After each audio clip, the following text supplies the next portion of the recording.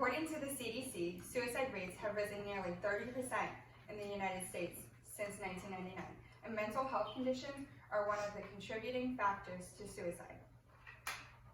Most of us sitting in the room have known somebody that has suffered from depression, bullying, or even a suicide attempt. I know I have personally lost friends and coworkers to suicide. I have also witnessed people I know and love suffer from depression. I would be lying if I said I had never suffered. After I lost my son, I went to a dark place that I was lucky enough to have my family and friends to pull me out with their support. The key word in the statement is support. The crisis text line founded by Nancy Lawton has an initiation of texting support group. Today I'm going to be talking to you about the different applications and substantial impacts of the crisis text line, such as a supportive algorithm, data supply, and integration of technology. The ability to reach out for support greatly enhances the positive outcome of coping with one's crisis.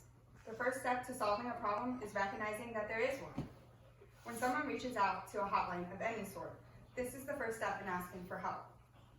Through a crisis text line, one of the main ways to provide help is through emotional support. Nancy Lawton states on TED Talk that one of the most imperative concepts of the crisis text line is the algorithm utilization within text. She states that if an algorithm picks up something such as, "I want to die," or "I want to kill myself," the following will be coded orange and queued number 1. This creates response time based on severity rather than chronologically. This is especially important when dealing with a crisis. The timeliness of support is crucial and can be the difference between life and death. Another benefit of an innovative algorithm, according to Nancy Lawton on TED Talk, is the identification of keywords linking this to specific problems. She states that words such as numb or sleeves has a 99% match for cutting. It ensures accuracy with counselor responses and prompts follow-up questions based on keywords. Asking the right questions and identifying the problem is imperative when talking somebody off of a ledge. The support algorithm greatly enhances the data collection on real-time crises. According to Java and Mapping the Future, the power of algorithms, the total digitization opens up completely new possibilities. Suddenly, our entire lives can be modeled mathematically and become predictable. We show how predictive analytics is being used today and ask how our lives will change if our future becomes computable. One of the greatest attributes in the data collection from the crisis text line, the ability to chart and map real-time data on crises, may be the ultimate preventive measure to curb suicide rates.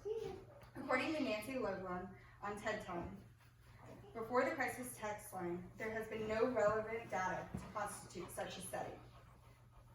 Trends and tendencies are how the scientific community can provide insight into possible contributions to the causes. Once common ground is established, one could theoretically pinpoint potential causes that could contribute to such trends. Not only could data mapping trace a problem to its cause, but it could provide predictive analytics. With predictability, we can then take preventive actions to avert specific trends in the crises. Neither the support algorithm nor data mapping would be possible without the technological integration the crisis text line has embraced.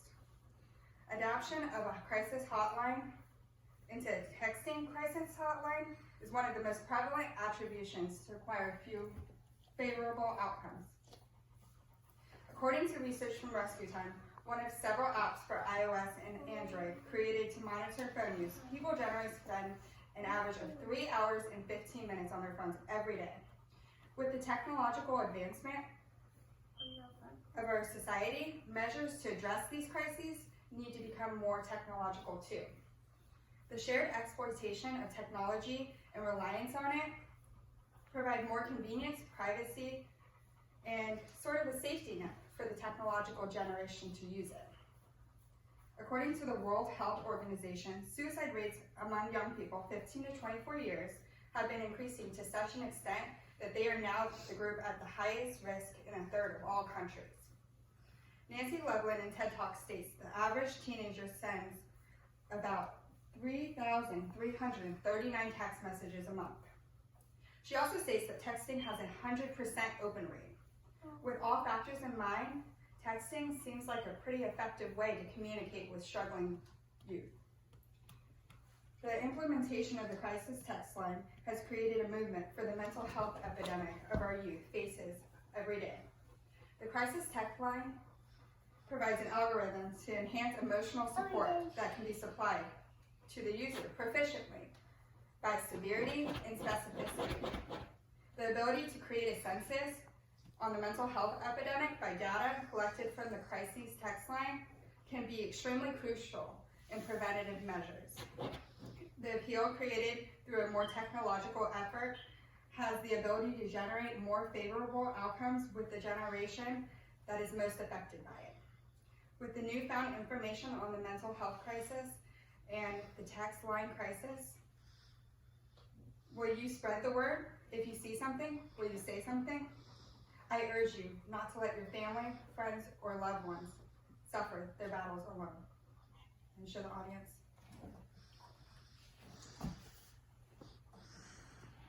My little dog. And me.